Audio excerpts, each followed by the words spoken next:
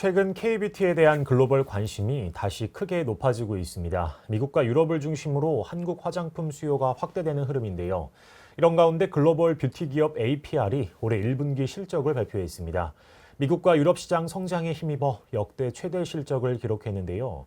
K뷰티의 글로벌 확장이 본격화되고 있다는 평가가 나옵니다. 박서혜 캐스터와 함께 자세한 내용 살펴보겠습니다. 안녕하십니까? 안녕하세요. 네, 먼저 이번 실적 관련해서 자세한 수치 짚어주시죠.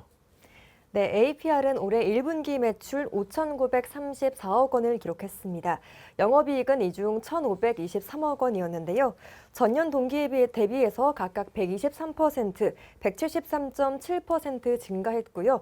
또 매출과 영업이익 모두 창사 이래 분기 기준 최대치입니다. 특히 이번 실적은 단순한 성장이기보다는 수익성과 외형이 동시에 커진 구조적 성장이라는 면에서 의미가 크다고 볼 수 있는데요. 또 성수기였던 직전 분기 실적도 넘어서는 수치입니다. 또 시장에서는 사실상 이게 어닝 서프라이즈다라고 평가하기도 했습니다. 네, 그러면 APR이 이렇게 크게 성장할 수 있었던 핵심 배경은 뭘까요? 네, 가장 큰 축은 해외 시장이었습니다. 예. APR이 괜히 글로벌 기업으로 불리는 게 아니겠죠. 내수 시장을 넘어서서 해외 시장 점유를 본격화하고 있습니다. APR의 이번 1분기 해외에서의 매출은 무려 5,281억 원으로 집계가 됐는데요. 전년 대비 179.9% 증가하면서 말 그대로 폭발적인 상승세를 보여주고 있습니다. 또 전체 매출의 89%가 해외에서 발생했고요. 즉 이제는 핵심 구조 자체가 글로벌 중심으로 완전히 재편된 상황이라고 볼 수 있겠습니다. 네, 그런데 이 해외 매출 중에서도 특히 미국 시장이 중요했다고요? 네, 맞습니다. 해외 매출 중에서도 미국 시장에서의 성장이 매우 견조했는데요. 미국에서의 매출은 무려 2,485억 원을 기록했고요. 또 미국 매출은 전체 매출의 41.9%를 차지합니다. 거의 절반 가까이 되는 수치라고 볼 수 있겠는데요. 또 이는 전년 대비 250.8% 증가하며 2.5배 상승했다라고 볼 수 있겠습니다. 또 하나 중요한 변화는 미국에서의 플랫폼 점유율인데요. 아마존 뷰티 카테고리에서 14.1% 점유율로 1위를 기록했습니다. 이건 단순한 판매 증가가 아니라 브랜드 파워 자체가 글로벌 상위권에 올라섰다. 또 글로벌 시장에서 지배력을 확대하고 있다라는 의미로 해석되고 있습니다. 네, 이렇게 보여주는 것처럼 미국에서 성장세가 정말 놀라운데 이 미국 시장 말고도 또 유럽 시장도 중요하다고요? 네, 맞습니다. 미국 다음으로 기대가 가장 많이 되고 있는 시장이 바로 유럽 시장인데요. 이번 실적 발표에서 유럽을 포함한 기타 지역 매출은 1,900억 원으로 집계가 됐습니다. 전년 대비 216.1%, 또 200% 넘게 폭발적으로 증가가 된 건데요. 특히 유럽은 이제 막 본격적으로 성장하는 단계에 진입했다라고 볼 수 있겠습니다. 영국을 중심으로 프랑스, 독일, 스페인, 이탈리아 등 주요 국가 온라인 채널이 안정적으로 구축이 됐고요. 또 이를 기반으로 공급망 효율 측면도 함께 개선되고 있는 상황입니다. 더불어서 세계적인 뷰티 유통 채널인 세포라 입장이 되면서 유럽 시장 공략에 함께 나섰습니다. 프랑스를 비롯한 유럽 17개국 약 450개 오프라인 매장과 온라인 채널을 통해서 제품이 순차적으로 출시가 될 예정인데요. APR은 이번 입점을 계기로 유럽 내 영향력을 더욱더 확대하고 더 K뷰티의 글로벌 성장 기반도 강화하겠다는 계획도 밝힌 바 있었습니다. 네, 지금 이렇게 보니까 미국에 더해서 유럽까지도 성장세가 좋은 흐름인 것 같은데 그럼 아시아 시장은 어떻습니까? 아시아 중에서는 일본에서의 성장세가 두드러졌습니다.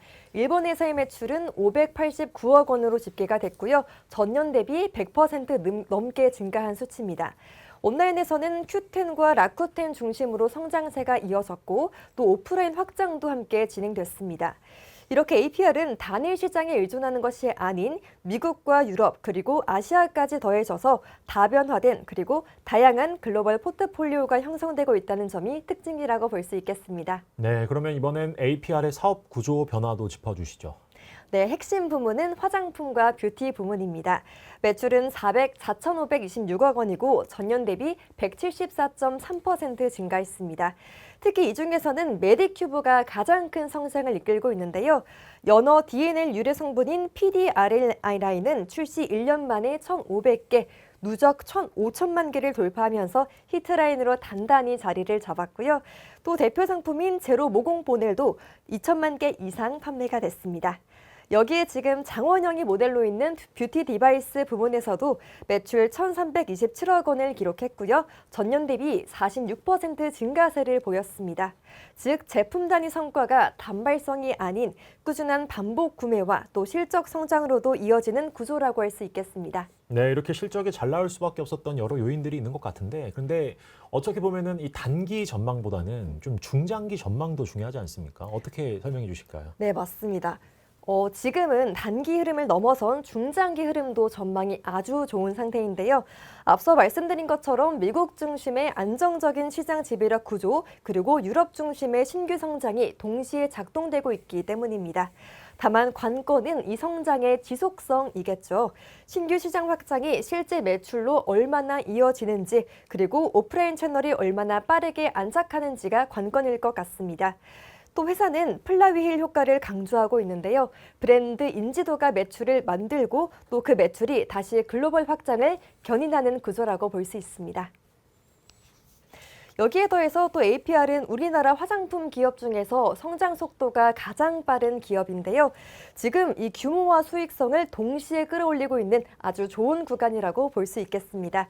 따라서 이러한 선순환이 유지가 된다면 중장기적으로 매출 2조 클럽은 충분히 가능할 것 같다는 평가도 함께 나오고 있습니다. 네, 매출 2조 클럽 진입 가능하다고 말씀해 주셨는데, 지금까지 올해 APR 실적과 글로벌 전략까지 자세히 짚어봤습니다. 이 K뷰티의 폭발적인 확장 속도가 어디까지 이어질지 주목되는데요. 오늘 대담 박서혜 캐스터와 함께했습니다. 고맙습니다. 감사합니다.